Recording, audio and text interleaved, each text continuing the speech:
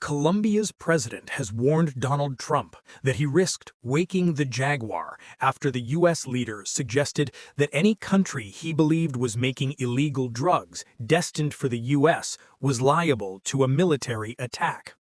During a cabinet meeting on Tuesday, the U.S. president said that military strikes on land targets inside Venezuela would start very soon. Trump also warned that any country producing narcotics was a potential target, singling out Colombia, which has long been a close ally in Washington's war on drugs. Shortly afterwards, Colombia's president, Gustavo Petro, hit back in a social media post, saying, "To threaten our sovereignty is to declare war. Do not damage 2 centuries of diplomatic relations."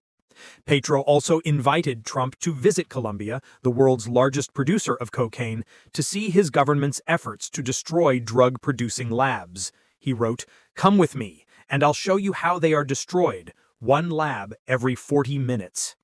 Since August, the Trump administration has escalated tensions in Latin America to levels unseen since the 1989 invasion of Panama under the pretext of anti-narcotics operations. The Pentagon has deployed a sizable naval force with nearly 15,000 troops on Venezuela's doorstep in the Caribbean and killing more than 80 people in strikes on small boats allegedly carrying drugs. "We're going to start doing those strikes on land too," said Trump on Tuesday. "You know, the land is much easier, and we know the routes they take. We know everything about them. We know where they live. We know where the bad ones live. And we're going to start that very soon, too." When asked whether the efforts would be limited to Venezuela, the U.S. president said they would not.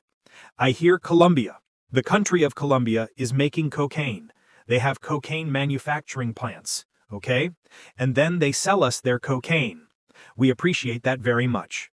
But yeah, anybody that's doing that and selling it into our country is subject to attack." Longtime allies in the war on drugs, the U.S. and Colombia have found their relationship fractured almost from the moment Trump took office for his second term. Their first clash came as early as January, when Petro, a former guerrilla and Colombia's first left-wing president, refused entry to American planes carrying deported Colombians, insisting that they be treated with dignity. He later reversed that decision, but relations further deteriorated in September, when, after attending the United Nations General Assembly, Petro joined a pro-Palestine protest in New York and urged U.S. soldiers to disobey Trump's orders to attack humanity. He has also been a fierce critic of the airstrikes on the alleged drug boats. In response, the U.S. State Department revoked the Colombian president's visa. Trump has since accused Petro, without providing evidence, of being an illegal drug trafficker and of fostering massive narcotics production, turning it into Colombia's main business. Trump's threat to Colombia came just hours after a former Honduran president convicted of drug trafficking and corruption walked free from a U.S. prison after receiving a pardon from Trump. Juan Orlando Hernandez had been sentenced to 45 years for allegedly creating a cocaine superhighway to the U.S. During his time in office, Honduras became a major transit point for South American cocaine heading north and also a cocaine-producing hub. Speaking at the cabinet meeting, Trump described the investigation into Hernandez, which had started before his own first term in office, as a Biden horrible witch hunt. If you have some drug dealers in your country and you're the president, you don't necessarily put the president in jail for 45 years.